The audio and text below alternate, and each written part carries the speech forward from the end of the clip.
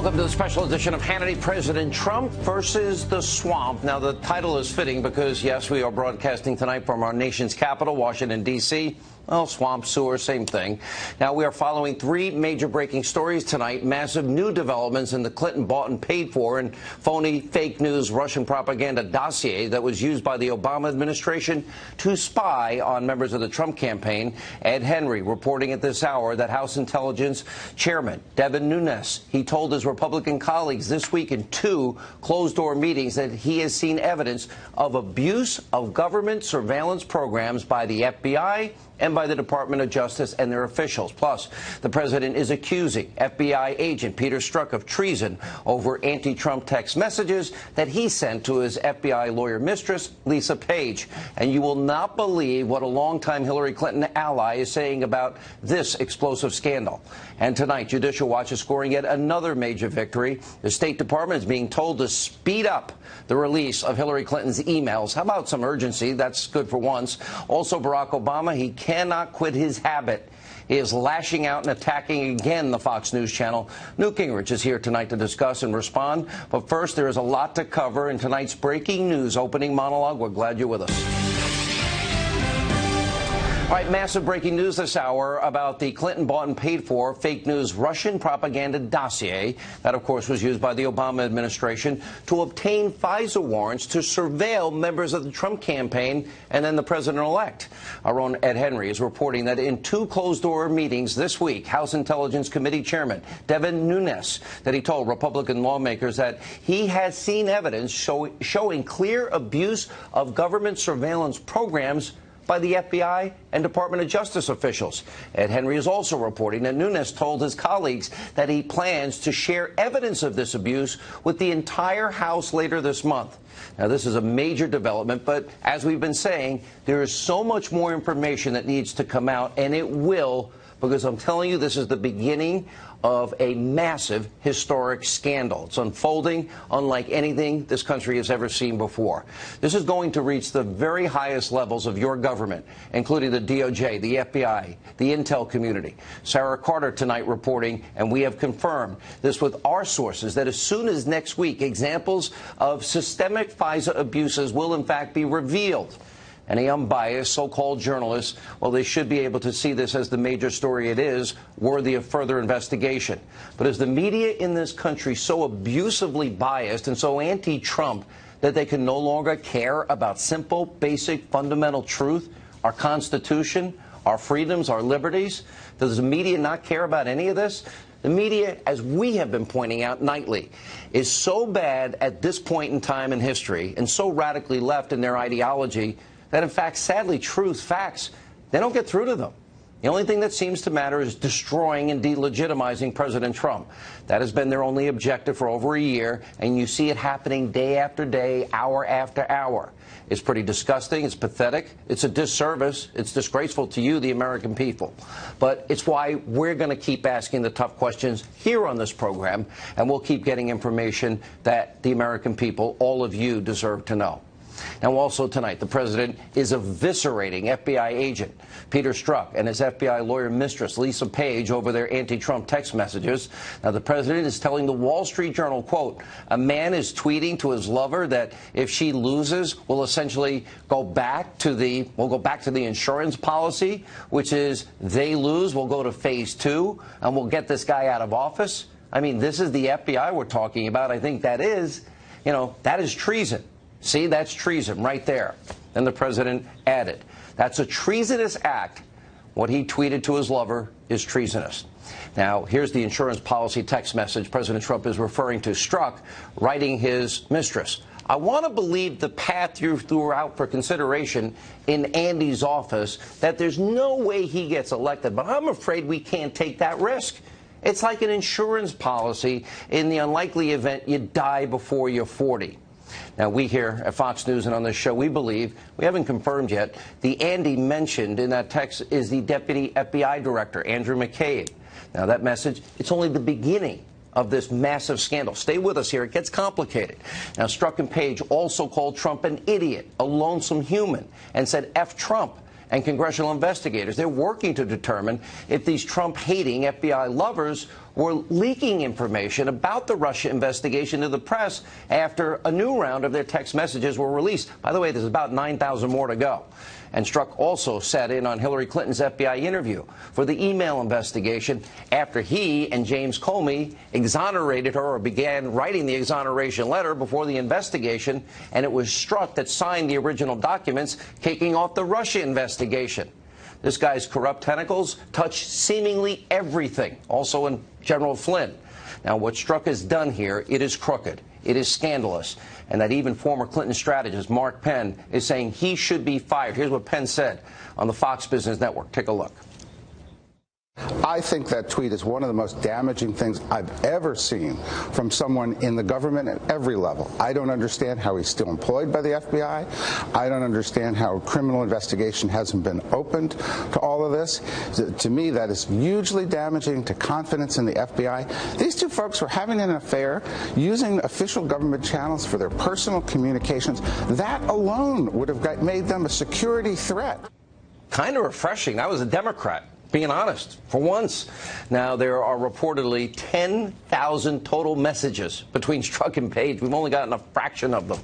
Now, that scandal is only going to get bigger. Now, in addition to his comments about Peter Strzok to the Wall Street Journal, President Trump is also taking aim at Congressman Adam Schiff, the ranking Democrat on the House Intel Committee, by saying, quote, he left meetings where people are being interviewed, and then all of a sudden they say a story about what's going on inside the meetings. Well, it's probably illegal what he's doing, but the Democrats, well, they know it's a hoax, an excuse for them having lost the election. Now, while it's unclear if Schiff has been leaking, we know for a fact that another top-ranking Democrat has been leaking.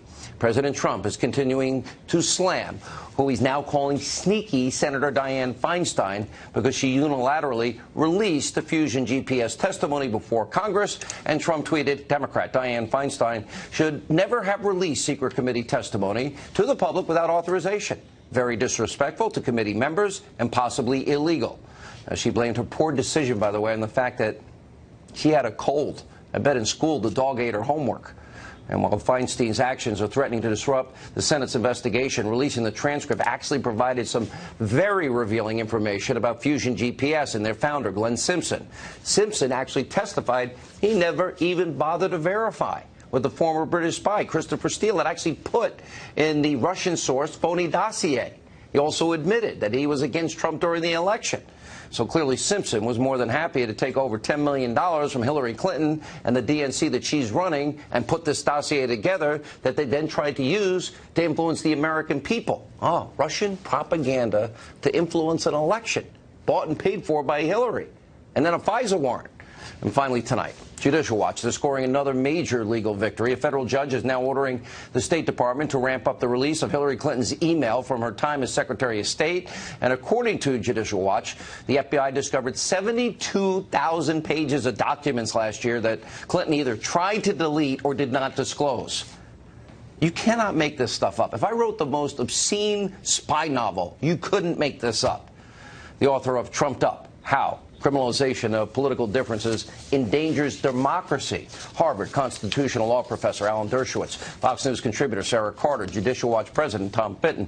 Sarah, because you have been on the forefront this week, we now know that the dossier, bought and paid for by Hillary with salacious lies, was used to get a FISA warrant against.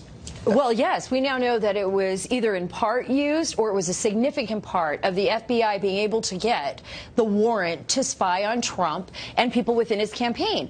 But, Sean, when you're looking at the dossier, and I think actually leaking Glenn Simpson's testimony actually backfired on the Democrats. I mean, it really did. You look at that testimony, you see to yourself, first, Glenn Simpson said there was a source inside the Trump campaign. That's proven to be false. Now, what people have corrected that version of it and said, well, no, he was just talking about George Papadopoulos in London. Then you find out that Glenn Simpson wouldn't answer any questions as to whether he was pushing this dossier to the media. He kept stepping back. He wouldn't answer it. Then we find out he didn't even verify the information in the dossier. And when you look at all of this, knowing that the Hillary Clinton campaign and the DNC actually paid for this dossier, and that the dossier itself could have been part of a ginormous, a huge disinformation came by the Russians. I mean, it's clearly there's a problem. Professor, let me go to you. You make some really good points as it relates to the partisan aspect of all this. Now, I'm a conservative. I'm a proud conservative. I don't hide any of that. But we learned a lot that the fix was in. I want to use this analogy, that the fix was in. Poor Bernie Sanders and his supporters, they had no shot at all whatsoever. And even Donna Brazile admits that. Then you have Comey and Strzok. I don't believe I've ever heard of a case where you write exoneration letters months before you interview the people involved in an investigation. They didn't do the investigation, but they're writing an exoneration. Then it seems with the Russian dossier that they're trying to put the fix in there by using bought and paid for Russian propaganda, we now learn. And then you take it a step further, and that information was put before a FISA court and a warrant issued. As a constitutional scholar, I hope you are as afraid as I am about these issues, about the corrupt nature of all of this, and our constitutional rights in jeopardy here. I am very much worried about that. That's why I called for, right from the beginning, an impartial, nonpartisan commission of inquiry to look into every aspect of the last election, every aspect. What the Russians try to do in terms of the Democrats, what the Russians try to do in terms of the Republicans. This is a bipartisan issue. Every American suffers when the Russians in any way try to influence the election. Look, I don't think the Russians try to influence the election necessarily in favor of one candidate or the other. I think they try to influence the election in terms of destabilizing the American political system. And that's why having partisan inquiries by congressional committees doesn't work. That's why having a special counsel who operates behind closed doors doesn't work. We need an open investigation commission. This is too important to all Americans to leave to any kind of partisan advantage. Let me follow up with the dossier. It was partisan, bought and paid for. Remember, Christopher Steele didn't come on board with Fusion until Hillary and the DNC were paying for it. But that dossier used to obtain, at least in part, maybe significantly, as Sarah's reporting, to get a FISA warrant on a opposition candidate and a president-elect. Seems like a Fourth Amendment crisis here in many ways. Well, I think it would be a Fourth Amendment violation if the material in the FISA warrant were known to be false. Now, under a case called Franks versus Maryland, it's not enough under the Fourth Amendment for it to be wrong. It has to be known to be wrong. And so, again, this should be looked into. Every fact should be investigated. Nobody should be afraid of the truth. Let the truth come out. Let the American public decide. But can I say one more thing? I have to tell you just one more thing. I know it's not on topic, but, you know, as the grandchild of American immigrants who came from a very, very poor country in Europe, I hope the president will apologize for whatever he said that demeans immigrants. The Statue of Liberty says, give us your poor, your hungry, people yearning to be free. We are a country of immigrants, and I just hope we can elevate the discussion about immigration and try not to insult people from any part of the world. And the president can do a great service if he just comes forward and says, he did admit today that he used tough language. But he denied what Durbin, we're going to get into this later in the show, but he denied what Durbin said, Sonny Perdue, and another senator in the room said they didn't hear it, but doesn't mean it wasn't said. We're going to get to that. Much matter. It doesn't matter. It doesn't much matter what words he used. I think the thrust was a thrust against certain countries, and we just can't have that kind of attitude. It makes us look very bad in the world, and it really undercuts what our Statue of Liberty has long stood for. Sarah, I am, before I get to Tom, I'm not trying to keep you out of your time, but I want to just follow up on something that Professor Dershowitz was saying. I have one source, I don't have two, that actually told me that there was one confirmation as it relates to the dossier, and I was given a name, and it happens to be somebody that is a corrupt individual inside the Clinton circles, and you know, I can tell by your face, you know exactly what I'm talking about. I know exactly who you're talking about, and if that does come to fruition, if we find out, then the court may have been lied to. Then the court may have been lied to, and then what Alan Dershowitz said would definitely take significance. Tom, tell us what Judicial Watch is doing. Well, you know, I think there's going to be, as Sarah's indicating, a tsunami of information coming out on all of these scandals. We have the court ruling that the Clinton emails need to be released more quickly. So we're going to get all these Clinton emails that she tried to hide or delete. These were the ones deleted, and we haven't seen any of them yet. Yeah, that looks like they may all be about yoga, wedding, and funeral, and or as we found emailing Bill, who doesn't email. Or we found on the Wiener laptop classified information and pay to play, which I guarantee is going to be coming out. And then we had the court just yesterday talk about how he wants the Comey memos because he wants to review the Comey memos, which are the genesis of the Mueller operation. There would be no Mueller special prosecutor but for the leaking of Comey to the New York Times on one specific memo. So that material may be coming out. It's all building, and there are text messages that are coming out. And as Ed's talking about, now we're going to find out more details about the FISA or the intelligence surveillance abuses. Now, my concern is that why are we waiting to find out about them after the reauthorization occurs? I would suggest we find out about the abuses before they reauthorize this for another 6 years. This is such a good point because Devin Nunes, I'll let you report on this, but... Well, no, I mean, of course, Devin Nunes is going to, after they rule on the FISA Act, which probably is going to pass, is going to disclose what actually these extensive abuses. Yeah, in the Department of Justice and with the FBI. And I got to tell you this is coming from people within the intelligence community. This system has been abused. It has been abused viciously. And we know from what we've seen, right? We know from what we've seen that there needs to be an investigation. But let's do it before. Let's do it. Let me quote for the professor. Professor Dershowitz, what Devin Nunes is saying, that there is clear evidence of massive abuse of government surveillance by the FBI and Department of Justice officials. I'm a civil libertarian first and foremost, sir.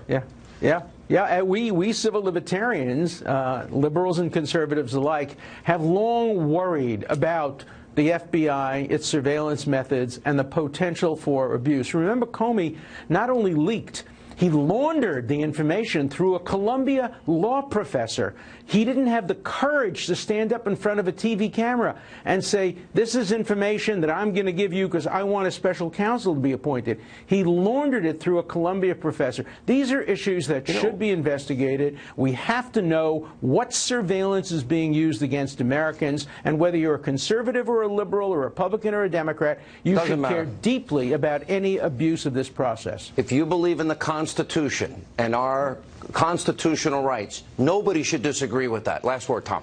Hillary Clinton and her top campaign aides need to be brought in at least by Congress to testify about what they knew and when about this dossier. Glenn Simpson refused to talk about whether the Clinton campaign, his paymaster, what their involvement was in directing Chris Steele's use of Russian intelligence to gather information. A lot of news coming next week? Oh, a lot of news coming next week, Sean. A lot. All right. Stay with this program. You won't get it in the rest of the meeting. When we come back, Ed Henry is here with the latest reaction to President Trump's remarks. Also, comments made by Nancy Pelosi disparaging male colleagues. A lot of news tonight. Stay with us. So there is a lot of drama right here in Washington, D.C., the sewer, the swamp over comments that President Trump made on immigration reform. And also there's controversy surrounding remarks made by Nancy Pelosi that the media, well, they won't talk about that. Here with some insight into all of this, Fox News chief national correspondent. Good to see you, Ed Henry. Good to see you, Sean. Republican Senator Tim Scott is saying that his South Carolina colleague, who was in the room with the president, Lindsey Graham, told him that President Trump said some version of what has been reported about that blank hole comment related to immigration. Last night, when this broke, and I came on your show, White House aides were not denying it was said, but two other Republicans today who were in that meeting, Senators Perdue and Cotton, said they do not recall the conversation playing out that way. And the president himself, who knows what he said or didn't say, tweeted, quote, "The language used by me at the DACA meeting was tough, but this was not the language used. What was really tough was the outlandish proposal made, a big setback for DACA." He added, never said anything derogatory about Haitians other than Haiti is obviously a very poor and troubled country. Never said, quote, "take them out," made up by Dems. I have a wonderful relationship with Haitians, probably should record future meetings. Unfortunately, no trust. Now, as the president held an event at the White House today to commemorate Dr. Martin Luther King Jr. Day, various pundits and anchors at places like CNN flat out called him racist, while various officials inside foreign governments, ranging from Haiti to South Africa, also attacked the president. But that may play right into what White House officials told us last night that the president's more concerned about border security here at home and protecting Americans than what foreign governments have to say about his policies. The bigger question for the president's agenda is whether this episode makes it even harder for him to accomplish the already tough battle of getting the wall along the southern border included as part of a deal on DACA. As Republican Speaker Paul Ryan today said these comments were unhelpful, and Senator Dick Durbin, a key leader in terms of rounding up Democratic votes, flatly claimed the president said it. Whether you're coming from Haiti, we've got great friends from Africa in Janesville who are doctors who are just incredible citizens. And I just think it's important that we celebrate that. And then he went on and we started to describe the immigration from Africa that was being protected in this bipartisan measure. That's when he used these vile and vulgar comments. Durbin and other Democrats not expressing much outrage, though, about controversial comments about immigration from House Democratic leader Nancy Pelosi. She said the immigration talks are led by, quote, 5 white guys, which sounds like the Five Guys fast food chain. The 5 white guys, I call them, you know. I said, you going to open a hamburger stand next or what? Well, one of those white guys is Pelosi's number 2 in the Democratic leadership, Congressman Steny Hoyer. He rebuked her. He said it was offensive. A sign this already volatile debate is getting inflamed, Sean. All right, Ed Henry, thanks so much. You're gonna stay with us. We also bring in former White House press secretary and Fox News contributor Ari Fleischer.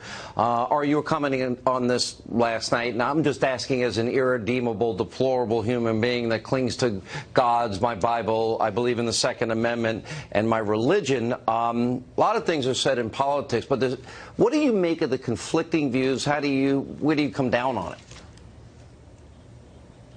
Well, here's where I come down, Sean. I believe in addition. I believe in being inclusive. I believe in welcoming people to this country and that we should get the votes of Hispanics, African Americans. It doesn't matter who you are, because our ideas are the best and we can help lift people up. But if you're a Hispanic, if you're African American, you hear the president talk like that, you wonder if he cares about you. And that's the problem with words like that from the president. He might be speaking, from the gut, the kinds of things people say privately. He lets it rip on occasion, and sometimes it's helping him to be politically incorrect. Other times it pushes people away, and I can understand that. That's why I've said that what the president did I thought was hurtful. I wish he hadn't said it, Sean. I said that yesterday. I still think that tonight. As you were saying in your report that he admits he used tough language. Let me move on, because this really all comes down to the immigration debate. It seems like chain migration will end as part of this. It seems inarticulate, not whoever said what. Well, we'll let the Washington people figure it all out. But he's talking about a merit-based system, from what I understand, the way I understood it. At least the debate is shifting that way. The wall seems non-negotiable for the president, and DACA seems to be a part of the deal if the wall is included. Yes, but I mean, one of the problems with the negotiations that the president referred to in his tweet is that this started out, how do you define DACA? It started out as the children of illegal immigrants brought here through no fault of their own should stay here. The current state of negotiations has changed. It's those children plus their parents who came over here illegally, and knowingly so, not the infants, not the kids. They will get some sort of legal status as well. To be clear, they're not going to become citizens overnight. This is not an amnesty per se. However, they will get some legal status. That's not where this started, Sean, and that's going to upset the president and others who support him. Ari, I make this point often. You always get the spending increases. You never get the tax cut. You can go back to '86 in the Reagan deal. You always get the consideration, the amnesty. You never get the wall built. And interestingly, and I played it the last couple of nights, all the Democrats sounded like Donald Trump only 5 years ago. Yeah. What's different now is that you have Donald Trump running the government for at least the next 3 years. So if Congress does appropriate funds for the wall will be built. You'd have to believe that Donald Trump won't build the wall if he's given the funds. So that's the key. So he's got to be given, this is important. The money's there. The rest is up to Donald Trump and his administration. He's got to be given the money as part of any deal, or he's making a mistake. And I would think, show me the money, to quote a famous film. And look, I'm a for immigration reform Republican. I 100% agree with what you just said. You've got to get the money for the wall. I would not vote for a deal for DACA without funding for the wall. The two should be tied because Republicans are 100% right. We'll be doing DACA 2.0 in 2 years if we don't have better border security, and that includes a wall. It could also include sensors and drones and more Border Patrol agents, but a wall works and a wall should be part of it. Wall should be built first. Ed.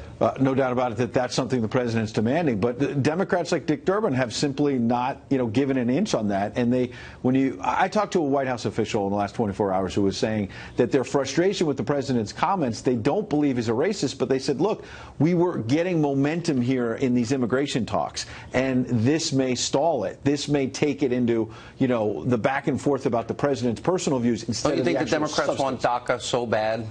They do, but they think that they can get DACA without the wall. But they might be wrong. 5 years ago, they wanted 700 miles of border fence. They did. You had Dianne Feinstein on camera in California saying that they're taking away our Medicaid benefits. They're flooding the city. I mean, Democrats said many of the same things as President's saying now. Now they call him racist. Back then, somehow, they were right. Ari.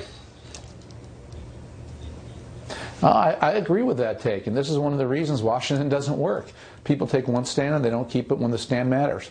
And if ever there is a time for the Democrats to compromise, it's now. Because Donald Trump means it when he says he will start deporting people. Look, President Obama broke the law when he allowed DACA to take place. He did not have the presidential authority to do it.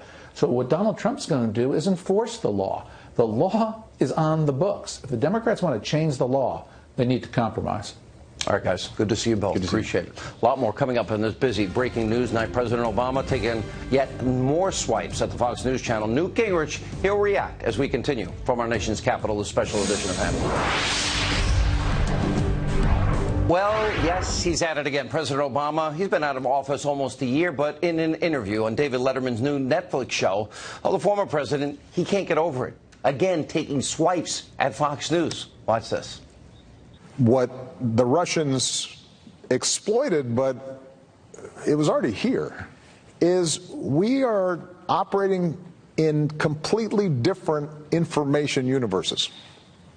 If you watch Fox News, you are living on a different planet than you are if you listen to NPR.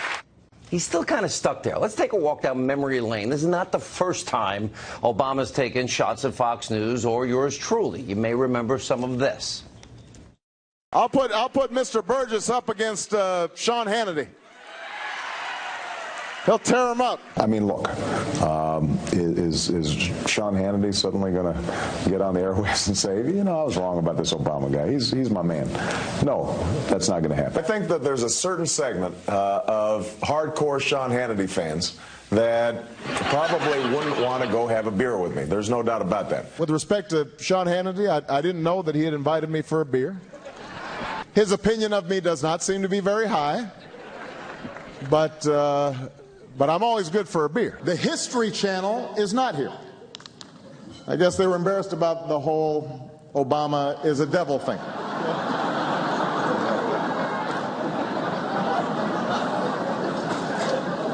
Of course, that never kept Fox News from showing up. Good, affordable health care might seem like a fanged threat to the freedom of the American people on Fox News. It turns out it's working pretty well in the real world. If you watch Fox News on a regular basis, it is a constant menu. They will find, like, folks who make me mad. I don't know where they find them. I wasn't viewed through this prism of Fox News and conservative media and making me scary. And I haven't, turned on Fox News or listened to conservative talk radio yet today, but I've turned them on enough over these past 7.5 years to know I'm not exaggerating in terms of their story. Look, if I watched Fox News, I wouldn't vote for me either, right? Because, you've got this screen, this funhouse mirror through which people are receiving information. Those who watch Fox News and those who read the New York Times occupy completely different realities. I mean, if I watched Fox News, I wouldn't vote for me. I didn't vote for you either. Anyway, here with reaction, the author of the best-selling book, Vengeance, former Speaker of the House, Fox News contributor Newt Gingrich. You're laughing. I'm laughing too. I forgot the good old days. There is some truth in what he's saying in this regard.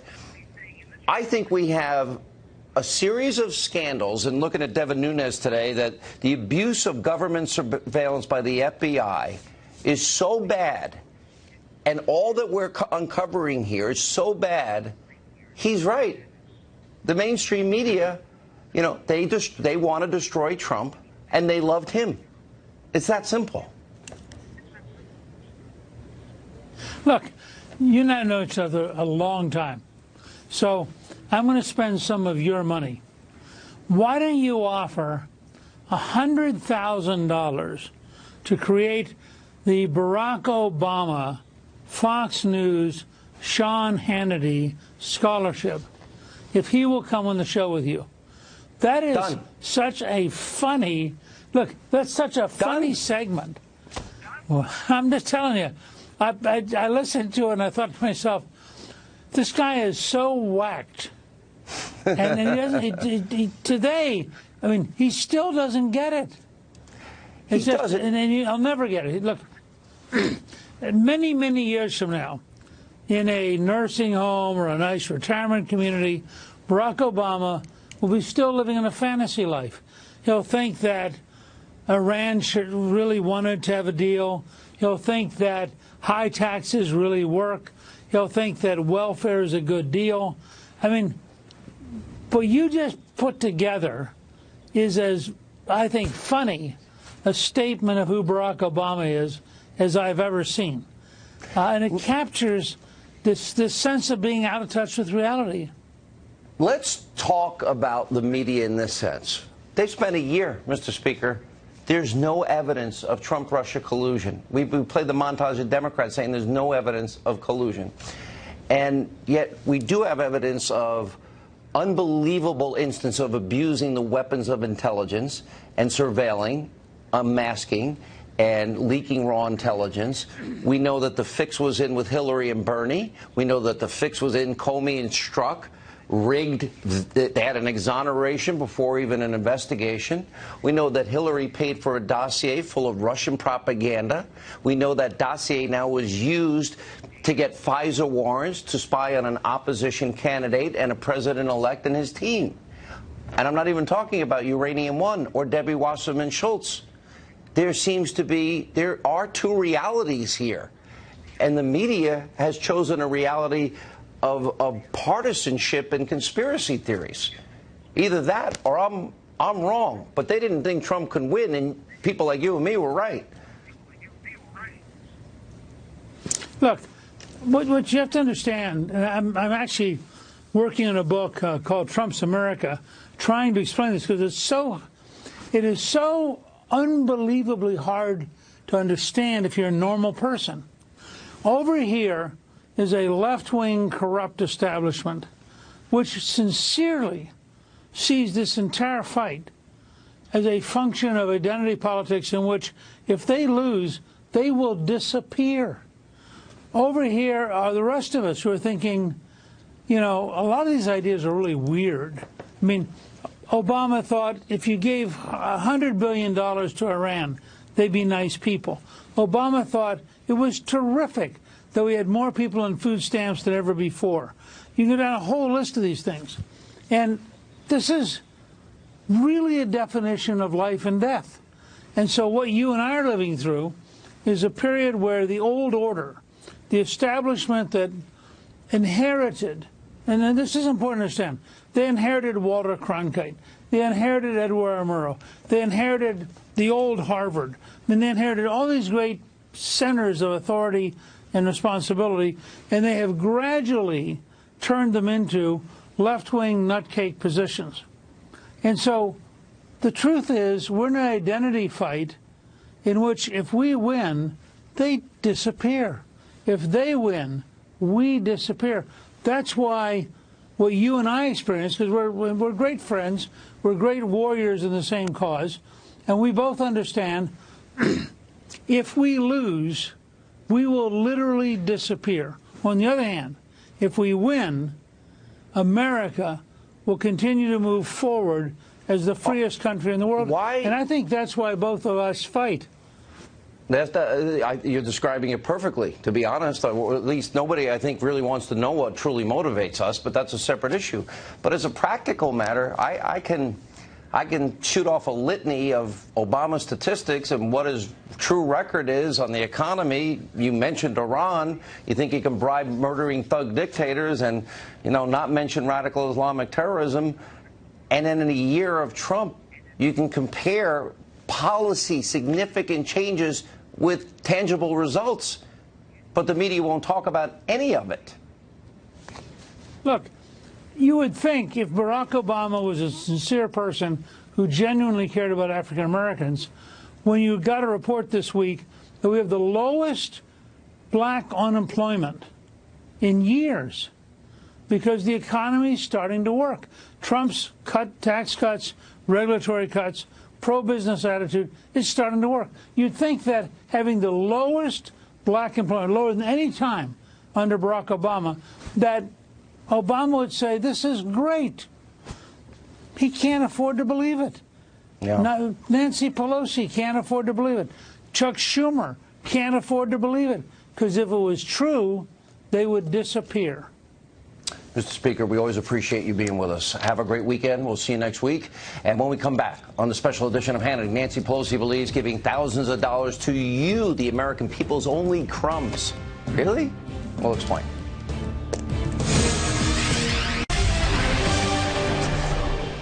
All right, in December, under President Trump's leadership, a sweeping new tax reform bill was passed, and the American economy is now booming. Stock market again at an all-time high, and just yesterday, Walmart announced that many of its employees are going to receive a $1,000 bonus, making Walmart the latest American company to give bonuses to its employees in the wake of the tax reform bill. But Democratic House Minority Leader Nancy Pelosi wants you to know that these bonuses amount to little more than crumbs. Watch this. In terms of the bonus that corporate America received versus the crumbs that they are giving to workers to kind of put the schmooze on is so pathetic. It's so pathetic. Really? $1,000? I'll take $1,000. Now, this arrogant dismissal of the surging economy is nothing new for Democrats, and liberal lawmakers have been spreading the doom and gloom message about Trump's economic strategy for months, but they've been wrong. Watch this. Under this plan, the wealthiest Americans and wealthiest corporations make out like bandits, while middle-class Americans are left holding the bag. This is Armageddon. This is a very big deal because you know why? There's really a very hard way to come back from this. They're going to explode the debt. They're going to raise taxes on hardworking families. Because the federal treasury is being looted tonight in order to give tax breaks to billionaires and to large profitable corporations. They're going to cut programs for the elderly, the children, the working families of this country, and the poor. Yes, they want to poison the air, water, and kill children. Here with reaction, White House senior advisor for strategic communication, Mercedes Schlapp. Obama was the only president in history that never reached 3% GDP. We had 13 million more Americans on food stamps, 8 million more in poverty, lowest labor participation since the 70s, the worst recovery since the 40s, lowest home ownership rate since in 51 years, and he doubled the debt. Really? Lowest unemployment rate for African Americans, for Hispanics. I mean, the numbers go on and on. There is a renewed. What happened? It's a renewed optimism in America, and that is because of the leadership of President Trump. I mean, it was very clear that he made that commitment to the American people, that he was going to focus on the economy, focus on the American worker, make sure that they had an opportunity to succeed, and that is now happening. We have 2 million fewer people on food stamps. Everything's broken down by demographics. Right. African Americans are doing better in the last year than they did Under how many years under Obama? Right. The same with the economy, same with consumer confidence, same with home ownership rates. I mean, and let's just look at Nancy Pelosi. I call her Negative Nancy, and the demoralizing Democrats. You've been in the White House how many weeks? Now you got a nickname for everybody? Well, I have a great mentor, the president. But clearly, the Negative Nancy here, I mean, she's calling this like, these are crumbs, $1,000. I mean, for American and how rich is families, Negative Nancy? Well, it just shows how out of touch Negative Nancy is from the American people. Wait, this didn't is we something pay that for her Gulfstream to go to San Francisco and back when she was Speaker? Yes, and just to say that for her and for the Democrats to basically say we want to take away these tax cuts from the American people, that these American hardworking families don't deserve these tax cuts because guess what? They think government is a better answer. That is not what President Trump did. He stood away from that and basically said no. So the first week of February. That's what he's done. And even CBS, I don't know if you saw when they got 3 American families. Yes. They're all getting a significant tax cut. We played that. So starting in the first week of February, people will see more money in their paychecks. That's right. The Department of Treasury just announced the withholding tables, and it clearly shows the benefits that you're going to see 90% of Americans who are going to benefit from this tax cut. By the way, I'm not one of them. I live in New York, a high-tax state. But you know, you have the average family making $75,000. They'll get a tax cut of about $4,000. It's doubling the standard deduction. It's about the child tax credit. This is about a tax cut law that helps American families. And this is what is American greatness in terms of the economy. That is what the president promised, and the president has delivered on the economy. And it's very clear that he's focused on making sure that American hardworking families you like your new keep job? their money. I do. I'm very honored to be working with the president. We miss you here, but you'll come back, I hope. Yes. All right, we have a lot more Hannity, including more great calls from the Hannity hotline. Earlier this week, it said every time I open my mouth, I kill a kitten. Straight ahead.